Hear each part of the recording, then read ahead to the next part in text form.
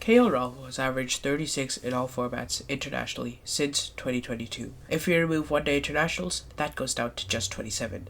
Prior to 2022, this spectacular batter was averaging 40 plus in white ball and just a little below that in red ball. Averaging 40 is a sign of an above-average batter. He was not given a distinct spot, yet he was able to do all of this. Nor was he given a distinct role, actually. He didn't know when he was going to keep or when he was not going to keep. So obviously, the question should be asked, is KL Rahul finished? Well, not quite. But to see why, and a bunch of other reasons, we have to go all the way back to the beginning of KL Rahul's career. He started his career as being part of the 2010 Under-19 squad for India, then made his Ranji debut after the Under-19 World Cup.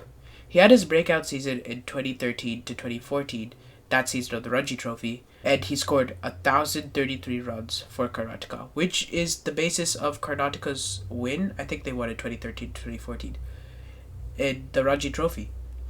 Rahul then went on to play for the Sunrisers in IPL 2014, but he really impressed with his technique in the longer format.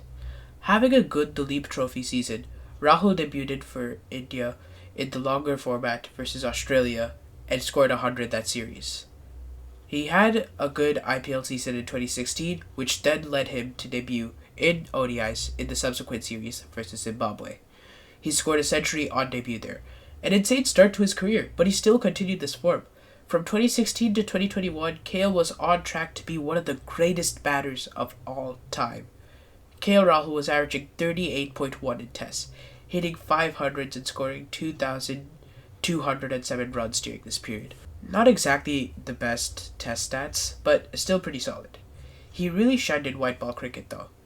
During this period, in one-day internationals, he was averaging 48.7 and striking at 89.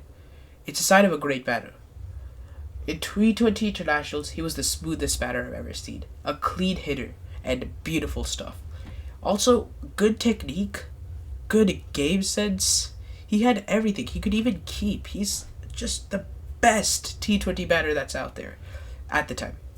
He scored centuries. He could hold his own in a chase. He was sensational in T20s in, what year was that? Like 2016 to 2021? He was really good then. And let the stats speak for itself. He was averaging 40.7 and striking at 142. That's wild. I think Rudraj Gaikwad, currently, he hasn't played that many T20s right now. But he's averaging like the same amount. And he hasn't even played. That's a smaller sample size. KL Rahul playing 40 T20s at this point is striking at 142 and averaging 40.7. That is some great stuff. He was that good. But what happened after 2021?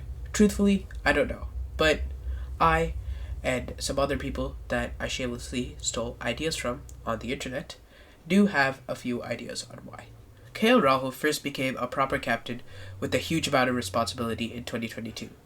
With this, I assume, came a lot of pressure to stay down at one end properly and play more responsible than his regular fearless style, and I think this transferred to his international form. Usually, he plays pretty fearlessly. I think he became captain at Kings 11. Was it called Kings 11? I don't know. He became captain in Kings 11 back then, in 2021, but he didn't, the management still let him play fearlessly. That's the thing. But with LSG, his strike rate went down. He wasn't comfortable. He got out quicker, and that transferred to his international form. Another reason could be him not knowing exactly what his role is. KL was touted to be a player who could do anything. Play the new ball, destroy spin, bat aggressively, bat technically, bat defensively, keep, and probably a lot more that I'm not talking about. KL never knew what his role was after Dhoni retired, after Shikhar and Mayank were dropped in 2022, and when Pant was both inconsistent with keeping and with the bat in limited overs, and when he got in that brutal car crash in 2021. This ultimately didn't let KL prepare well for what he was going to do and stopped him from making plays like the smart batter he is. Look, if Kohli wasn't given a distinct role, then Kohli would not be the current batter that he is. He's a versatile player, but if he wasn't given that distinct anchor role to play after a first wicket falls down, he wouldn't be the greatest he wouldn't be in the argument of greatest batter of all time.